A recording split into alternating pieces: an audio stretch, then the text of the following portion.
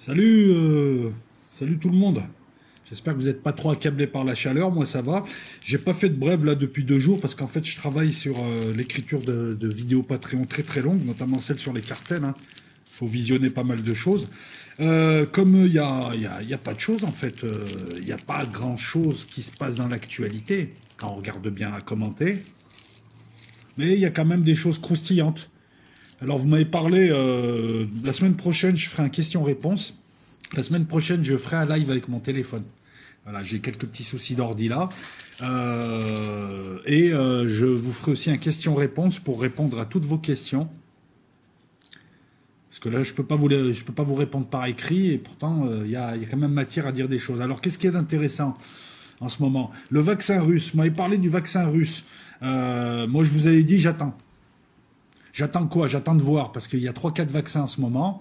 Tu as le vaccin Moderna, tu as le vaccin dont je vous avais parlé, la Novavax, tu as le vaccin russe, tu as sûrement un vaccin chinois qui se fait.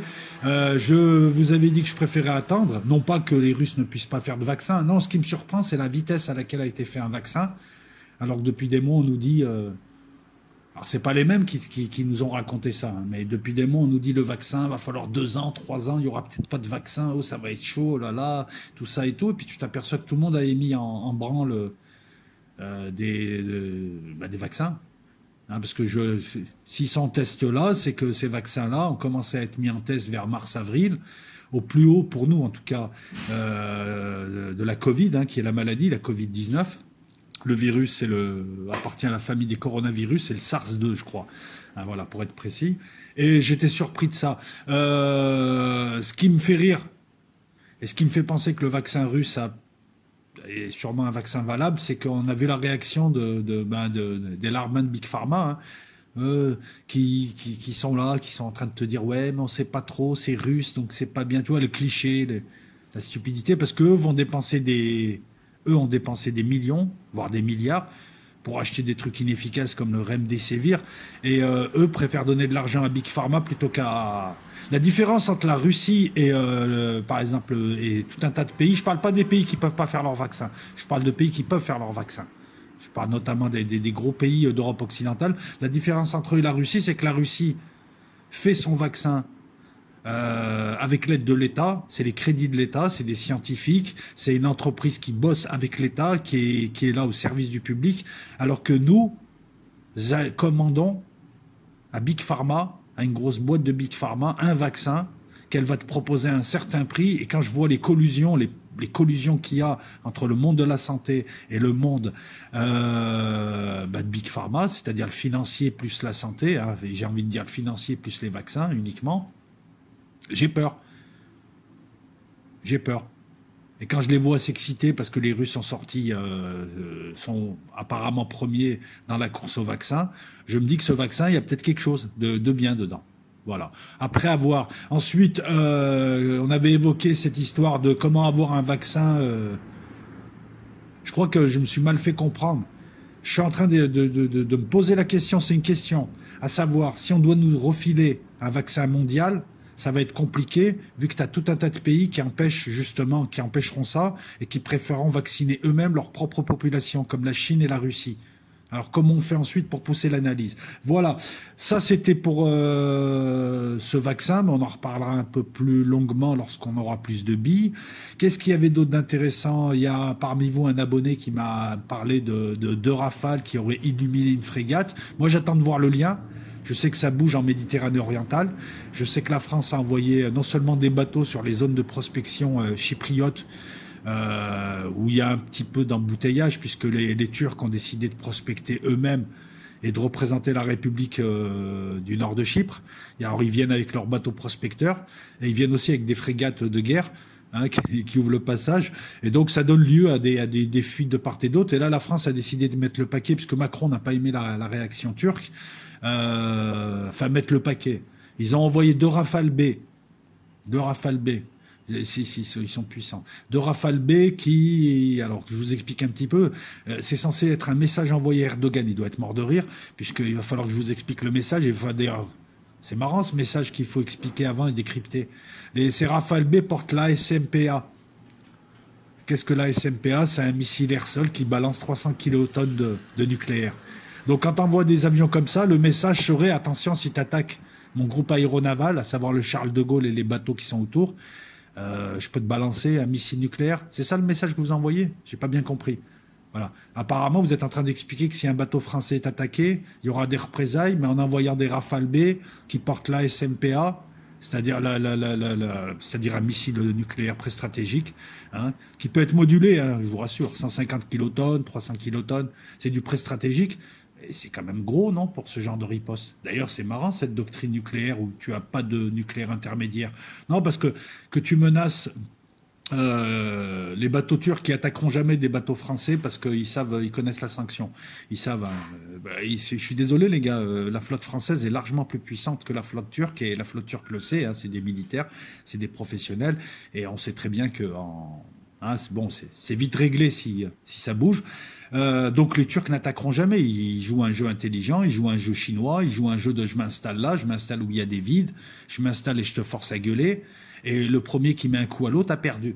C'est à ça qu'ils jouent. Sachant qu'en plus, Poutine les laisse faire parce que de toute façon, il a aucune prise sur eux. Erdogan, il fait ce qu'il veut. Et Trump dit Erdogan, vas-y. Voilà, donc il y avait cette nouvelle. Voilà, la France installée à Chypre un petit peu. Et on a de plus en plus de tensions là-bas entre les Grecs d'un côté et les Français, toujours du même côté. Et la Turquie qui, elle aussi, veut sa part du gâteau, veut empêcher. C'est une histoire de pipeline et c'est une histoire de thunes, hein. Je vous le dis, les nationalistes turcs notamment, c'est juste une histoire de thunes. Voilà, c'est celui qui gère le mieux ses intérêts dans la région et qui fait que, parce qu'il y a d'immenses gisements de gaz. Vous avez les gisements Léviathan 1 et 2, auxquels prennent part le Liban, Israël. Vous avez des projets de pipeline et vous avez cette situation paradoxale, Chypre coupée en deux, une Chypre du nord, une Chypre du sud, une Chypre du sud proche de la Grèce, une Chypre du nord proche de la Turquie. Ça date de 74. Depuis, le problème n'est pas réglé, donc je ne vais pas vous le régler en 4 phrases. De toute manière, voilà. Et partant de là, donc la Turquie, elle, aide la République chypriote du Nord à défendre ces zones. Mais bon, comme les zones ne sont pas bien définies, des fois, tu as des Turcs dans les zones Chypre du Sud, zones qui ont été laissés à la prospection, soit à Eni, l'italien, soit à Total, et de temps en temps, ils croisent des bateaux turcs qui les font partir, ou vice-versa, hein, il y a eu aussi. Donc, ça se tend. Ça se tend, mais j'ai toujours pas trouvé de lien quant à l'illumination de 2 Rafales. Sachant que moi, ma position, elle est claire. C'est une histoire de gros sous, et s'ils s'aiment pas, les chefs d'État, il ferait mieux de se battre. Ouais. Voilà. Moi, franchement, ça m'embêterait de voir les Turcs, les Grecs, les Français, les Libanais, tous les gens du coin se battre, parce que de toute façon, ça va être des gens qui vont mourir, des familles endeuillées, pourquoi? Pour des trucs pétroliers. C'est ça la réalité. Voilà, donc c'est bien d'être patriote ou nationaliste ou ce que tu veux, c'est très bien, hein, c'est très très bien. Mais voilà, à la fin, c'est un peu comme quand tu supportes le foot. On supporte tous une équipe, on est content, Lyon s'est qualifié, Paris s'est qualifié, mais au final, c'est eux qui gagnent, quoi. C'est pas toi. Toi, tu regardes, quoi. Tu gagnes par procuration. Là, tu meurs par procuration. Enfin, là, non. Là, tu meurs. Tu meurs pour eux, là. Voilà, donc c'est un peu... Voilà, mais bon, cette prophétie d'Aloïs Irlmayer, là, qui apparaît et qui nous fait dire juste que nous avions une décennie d'avance. Non pas qu'on était plus malin que les autres, pas du tout. On avait une décennie d'avance, j'ai envie de dire de retard. Parce que ce qu'on annonce semble prendre forme, mais quelques années après. Qu'est-ce que tu veux que je te rajoute d'autre? L'actualité, elle est pourrie. Il fait chaud et c'est les vacances et il n'y a rien. Et même qu'en regardant dans les petites lignes, la Biélorussie, ben, il va falloir que je jette un œil. Voilà, je vais être honnête avec toi, il y a des révolutions colorées qui me gavent, que je suis pas. Non, on va faire pour que la vidéo ait du sens.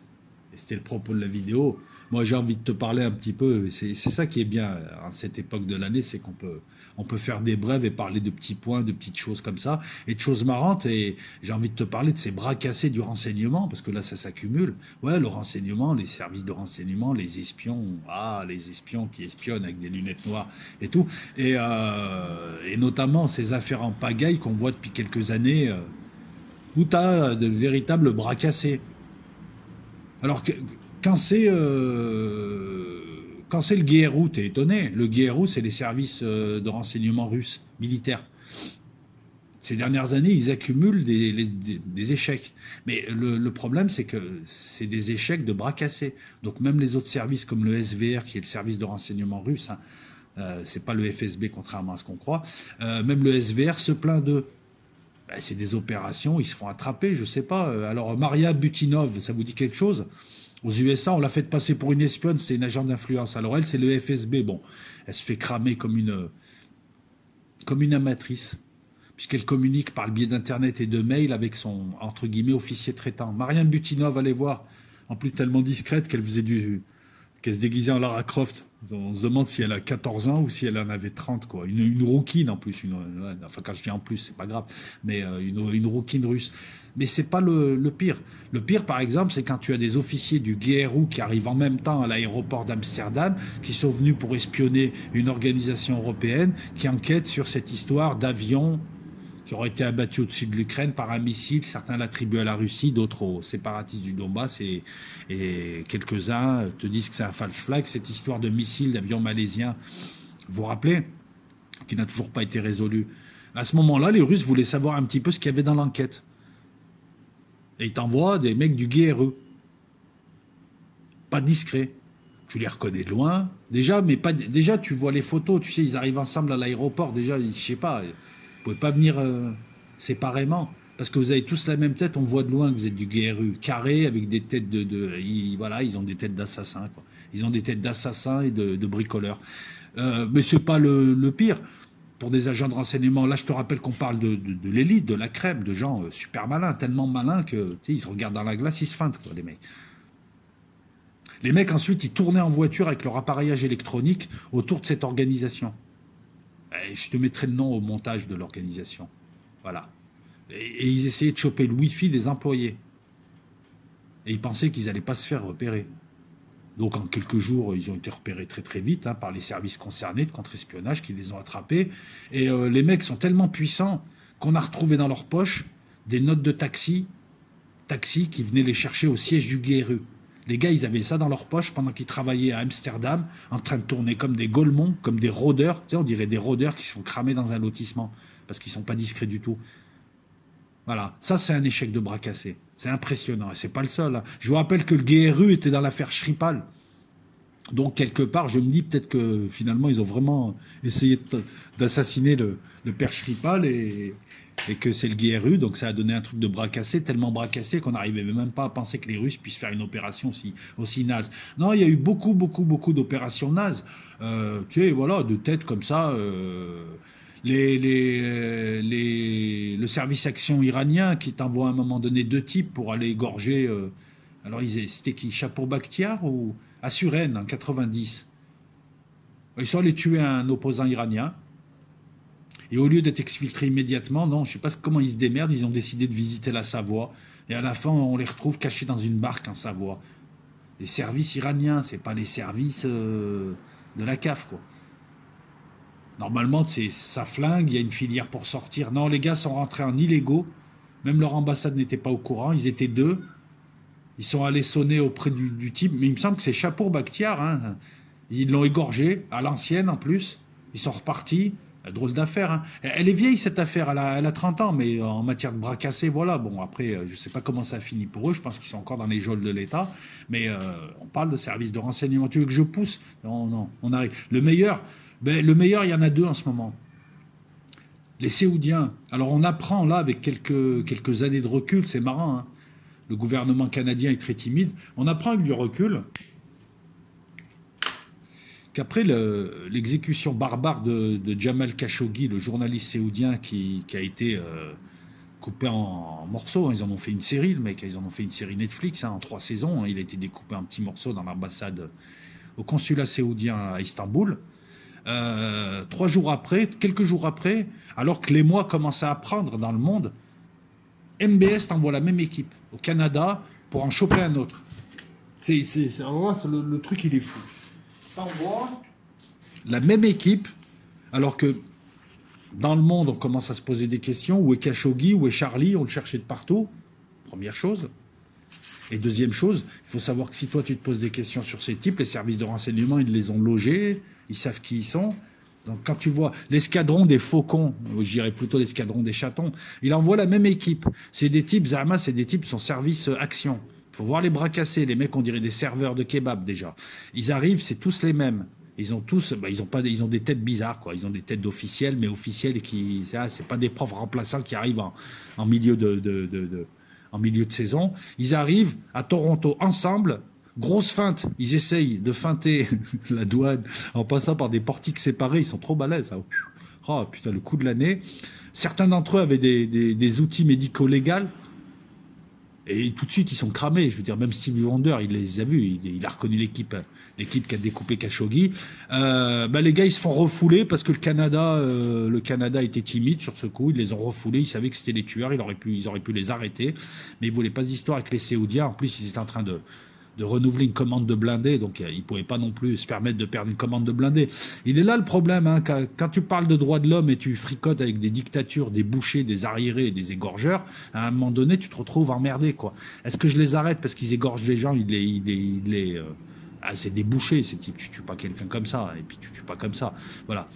Ils étaient venus au Canada faire la même chose à ce type-là. Ce type-là, c'est un ancien Saad, je vous mettrai son nom au montage, c'est un ancien du contre-espionnage à l'époque de Ben Naïef, donc avant MBS, quand Ben Naïef était ministre de l'Intérieur, ce type était responsable du contre-espionnage. Il a plein de dossiers. Le type qui est au Canada, qui a failli y passer, il a des dossiers à gogo sur MBS et la famille royale, des trucs pas très jolis.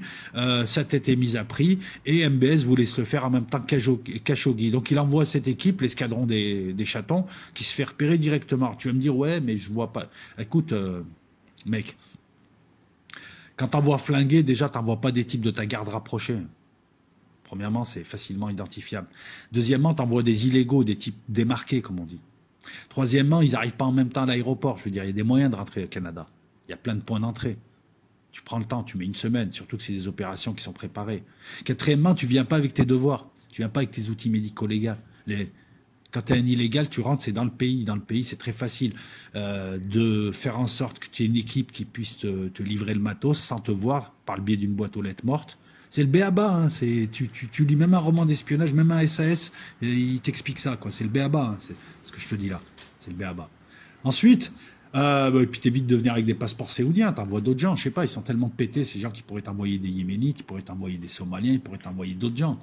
Faut démarquer un peu. Non, lui, il envoie les mêmes mecs cramés dans tous les pays du monde. Qu'est-ce que je pourrais rajouter d'autre ? Il y a tout un tas de trucs. Pourquoi vous l'avez chopé pourquoi vous avez chopé Khashoggi au consulat ? Le rendez-vous était programmé, c'est pareil. Tu as une équipe qui fait la désonorisation. C'est quoi la désonorisation ? C'est regarder à l'intérieur du consulat et puis regarder à l'extérieur, regarder sur le trajet, regarder un peu partout s'il n'y a pas des caméras cachées, où sont les caméras de ville, où il y a tout ce qui est possible de placer pour t'espionner. Quand on voit la doublure qui n'a même pas été capable de doubler Khashoggi en sortant du consulat et qui n'avait pas les mêmes chaussures, je me dis que les mecs, voilà, quand ils ont égorgé Khashoggi au consulat, ils ont fait sortir un type habillé comme lui. Mais le gars n'a pas su mettre les mêmes chaussures.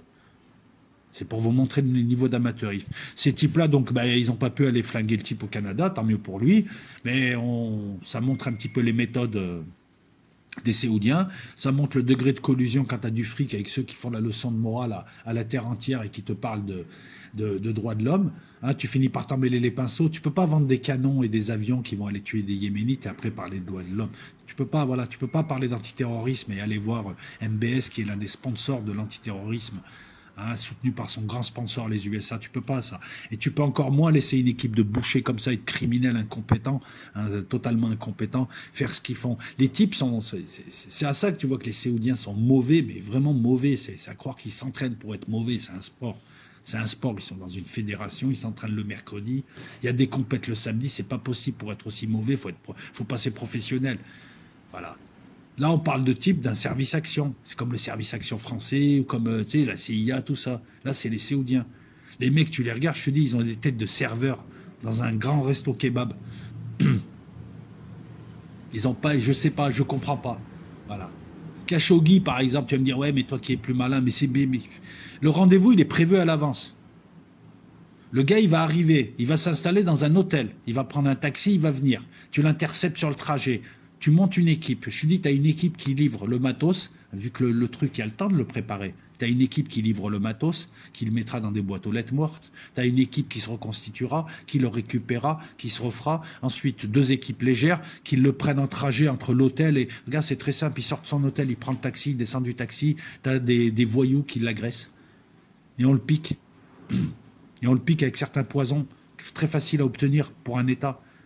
Et il a un arrêt du cœur, crise cardiaque. Et le poison, en 20 minutes, il est dilué. Je te donne une formule parmi 50 000 qu'auraient utilisé tous les services de renseignement. Tu connais le coup du parapluie bulgare? C'est un petit peu une variante du parapluie bulgare. Va voir un petit peu ce qu'est le parapluie bulgare, tu comprendras. Joli coup. Tu peux organiser une agression, tu peux faire tout un tas de trucs, mais pourquoi l'avoir chopé au consulat? Je suis en train de te montrer le degré de bêtise, quoi. Tu veux être discret, tu le chopes au consulat, tu le découpes au consulat, et en plus, tu n'étais même pas capable de t'organiser pour faire en sorte que les Turcs ne te voient pas, puisqu'ils voient à l'intérieur et à l'extérieur du consulat. Alors même si comment déjà tu fais pour te faire avoir... Alors moi, personnellement, ma théorie, c'est que les Turcs n'ont pas de caméra ou de micro au consulat saoudien, parce que même quand tu es mauvais avec des appareils, tu les retrouves. Non, il y a des balances.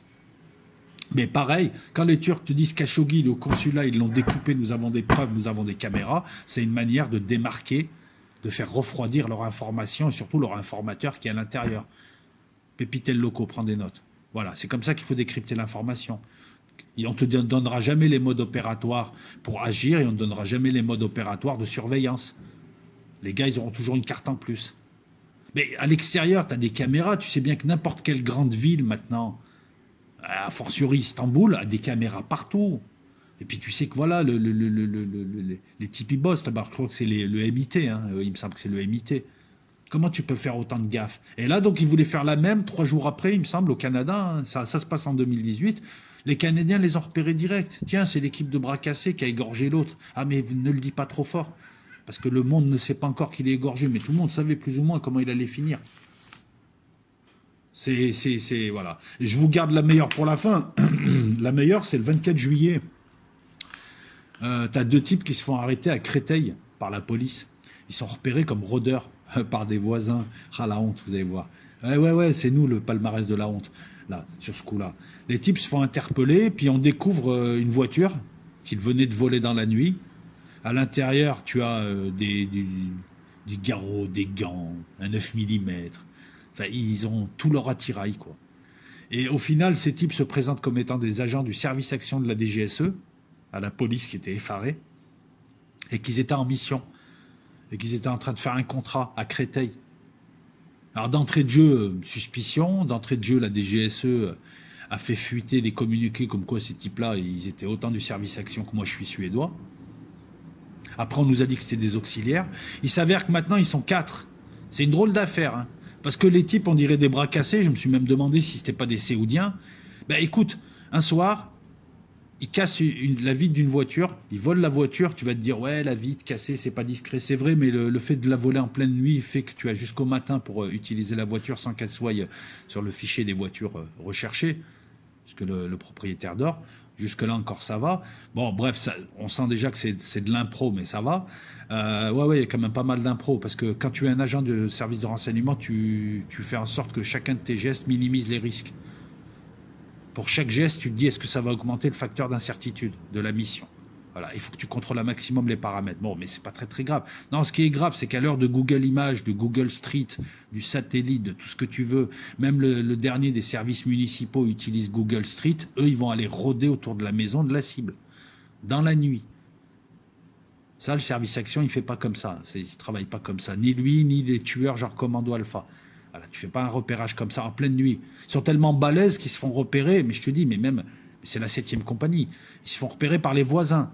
Je te parle du service action, de professionnels, le haut du panier. Les mecs, ils embrouillent tout le monde. Quand ils vont tuer quelqu'un, voilà, quand ils meurent, en général, c'est parce que c'est des Somaliens qui les attendent avec des kalachnikovs. Sinon, en général, voilà. Qu'est-ce qu'ils font à Créteil? La cible, c'est une quinquagénaire. Coach hypnotiseuse, magnétiseuse, je sais pas quoi, diseuse de cartes. C'était leur cible. Et les gars disent à la police qu'ils ne les croient pas du tout. Ils appartiennent à la DGSE. Hein. C'est ça qui est terrible. Ils leur disent que c'est en mission. Alors, depuis quand déjà on utilise des bras cassés comme ça, qui se font repérer, qui se font serrer par la police? Ils se sont fait serrer par le 17. Mais si tu es du service action, tu le dis pas, tu te tapes la honte, ta vie, tu dis que tu es cambrioleur tueur et que tu veux 10 ans de prison, mais tu dis pas que, non, parce que là, on n'a jamais vu ça. Hein, voilà, c'est tout ce qu'il n'y a pas à faire, quoi. Voilà, alors déjà, on se pose la question à savoir pourquoi ils allaient tuer une magnétiseuse, diseuse de cartes, hypnotiseuse, quinquagénaire. Pourquoi la DGSE aurait une cible comme ça qui n'a aucune valeur. Ils interviennent en France. La DGSE, ils ne tuent pas comme ça, là. S'il y a un problème avec quelqu'un, tu as la police, tu as l'appareil d'État, tu as les services de la police, tu as la DGSI, puis ça peut monter crescendo, tu as la justice, tu as le fisc, tu peux lui causer des problèmes. On ne tue pas comme ça non plus. Ça serait un djihadiste prêt à faire péter une bombe, ouais, t'envoies des gens qui le neutralisent, et encore t'envoies la police. Mais déjà, qu'est-ce qu'ils font là-bas, à Créteil? On est en France. Pourquoi ils agissent là? C'est pas des anciens du service 7. Ils vont pas aller te faire un cambriolage pour choper la mallette d'un Chinois, d'un homme d'affaires chinois, non. Donc déjà. Deuxièmement, ils sont 4. Ils se font attraper comme des sous-merdes. Qu'est-ce que tu vas rôder en pleine nuit autour de ta future cible? T'es complètement con ou quoi? Pour rôder pourquoi? Pour voir si elle est là. Mais je veux dire, mais bon, il est clair que ces gens-là, je sais pas, je sais pas comment ils sont passés. Ça se trouve, c'est les mecs devant le boulevard Mortier, là, devant la piscine, là. Ça se trouve, c'est les mecs qui sont devant, qui font la porte, non. Il paraît qu'ils sont du service action. Donc, à l'heure où je te parle, ils sont 4, mais l'affaire, elle est bizarroïde. Hein. Parce qu'au début, on rigolait, on pensait juste que c'était des menteurs. Après, on s'est dit, non, ça doit être des stagiaires, tu sais, qui doivent entretenir les vestiaires du service action et qui se sont vus trop beaux. On s'est dit que c'était une affaire personnelle, que c'était un contrat, et ça, c'est possible que ce soit un contrat privé. Hein, ça prend de plus en plus la tournure de deux bras cassés qui font les beaux et qui ont dû dire à leur entourage pour qui ils travaillaient, et puis à un moment donné, on leur a amené un contrat privé. Bon, le contrat privé va se finir en prison, parce que là, ils vont prendre cher, ils vont prendre très très cher. Mais à l'heure d'aujourd'hui, on ne sait pas trop. Vraiment l'affaire bizarre, mais l'affaire de bras cassés. Voilà. En France, lorsqu'il y a... Déjà, on n'exécute pas comme ça. Lorsqu'il y a besoin d'exécuter, on exécute. Hein, on exécute. T'inquiète pas, on exécute. Soit les forces spéciales en Irak, ou que ce soit les commandos alpha, ou que ce soit d'autres groupes occultes dont tu n'auras jamais le nom, ça exécute, mais tu n'exécutes pas comme ça, il y a une procédure, la valeur de la cible doit être certaine, tu ne le fais pas en France, ou si tu le fais en France, il faut vraiment qu'il y ait une bonne raison, hein, elle est magnétiseuse, diseuse de cartes, ça se trouve, elle est fleuriste le week-end, on ne voit pas trop la cible. Voilà, 3 affaires de bras cassés, hein, l'escadron des chatons séoudiens, hein, le GRU et Maria Butinov, ça c'était la mise en bouche, et puis ces bras cassés de la DGSE. Si tu veux en savoir plus, par exemple, tu as OPEX qui en parle, tu as le site OPEX qui en parle de ces bras cassés, puis tu as d'autres sites, mais c'est une affaire bizarre. J'espère que les types, déjà, le fait qu'ils soient affiliés au service action fait peur, quoi, parce que là, si tu veux, c'est comme si tu prends un poussin, et tu vas le faire jouer dans un club de foot, ou alors il joue et puis il fait croire qu'il joue Paris Saint-Germain, tu vois, ouais. Là, on a plus affaire à des minables, hein.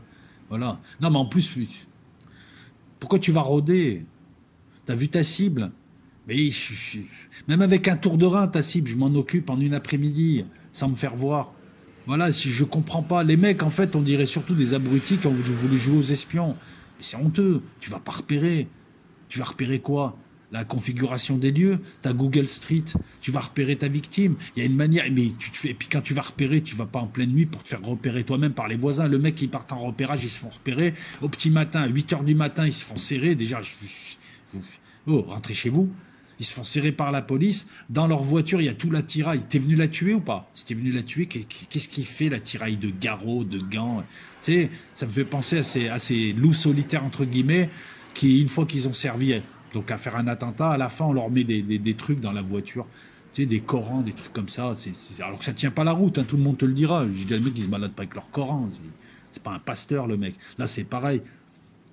Non, parce que l'armement, tout ça, il était dans la voiture. Mais attends, tu voles une voiture, tu fais un repérage. Ah, alors, ou peut-être que tu voulais aller tuer la victime. Mais à ce moment-là, pourquoi ton arme elle est restée dans la voiture? Ou alors t'es arrivé, t'as fait le repérage, t'es allé la battre le soir même, chez elle en plus. Il n'y a pas d'autre moyen de tuer quelqu'un. Parce que c'est compliqué de rentrer chez quelqu'un en pleine nuit, hein, si tu veux le faire discrètement. Voilà, je pourrais, les amis, vous sortir 10 000 objections et vous démontrer par A plus B que même ma grand-mère, elle ferait mieux. Le corollaire à tout ça, le prolongement, c'est est-ce que ces gens appartiennent au service action? Auquel cas, le niveau est bas, c'est grave. C'est grave. On dirait les gendarmes, enfin, ils se sont fait attraper par les gendarmes à Saint-Tropez. C'était pas à Saint-Tropez, c'était à Créteil. Je sais pas, je comprends pas. Parce que là, voilà, vu la victime, en plus, tu t'attendais à voir un diplomate. Hein, enfin bon, bref, voilà. Je poursuis les montages, ça prend du temps. Et j'en fais plusieurs en même temps pour Patreon. Hein. Cette fois, promis juré, elle sort cette nuit. Les Zooms, 3e version, il y a 1 heure de vidéo. Et là, je travaille sur les cartels mexicains. Et je vous promets que ça va prendre petite semaine, peut-être les cartels mexicains.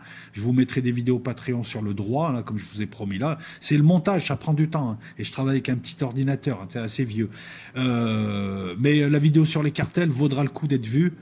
Et c'est pas une vidéo, enfin, j'en dis pas plus. Ça sera sur les cartels mexicains et je vais la faire longue. Donc je pense que c'est d'ici une semaine, elle sera posée d'ici une semaine. Voilà, le temps de bien la faire, j'ai envie de bien la peaufiner, de mettre des images. Et puis on va faire des brèves. Et puis comme je te l'ai dit, là c'est vendredi, donc un live à venir. Un live questions-réponses. Je te l'annonce là, comme ça tu prépares tes questions. Si vous m'avez posé des questions et que je ne vous ai pas répondu sur les posts, eh ben, c'est le moment d'être là pour poser vos questions. Je prends toutes les questions sérieuses, on va parler géopolitique, on va parler de ce qui se passe ou de ce qui ne se passe pas en ce moment. Et puis on va essayer de faire un live carré de 2 heures. Donc ça peut être demain, ça peut être dimanche, ça peut être lundi, ça peut être mardi. Et les questions que je n'aurais pas traitées, je les traiterai dans une vidéo à part, où je reprendrai des questions, je ferai le montage et je vous répondrai dans une vidéo à part pour les questions qui n'ont pas été traitées, parce que là, il y a des centaines de messages de retard et c'est très compliqué. Et puis, beaucoup de messages qui valent une réponse. Voilà. Passez une bonne journée, c'est vendredi, je suis content, il y a le Mistral, ça va faire tomber les températures, et puis je suis content, on est fin août, parce que la chaleur, ça commence à me prendre le crâne. Hein. Et encore là, on a été préservé cette année, je trouve, sur Marseille. Hein. Il n'y a pas eu la canicule qu'il y avait les autres années. La bise à toutes et à tous, et puis à bientôt, et puis voilà. Allez, ciao!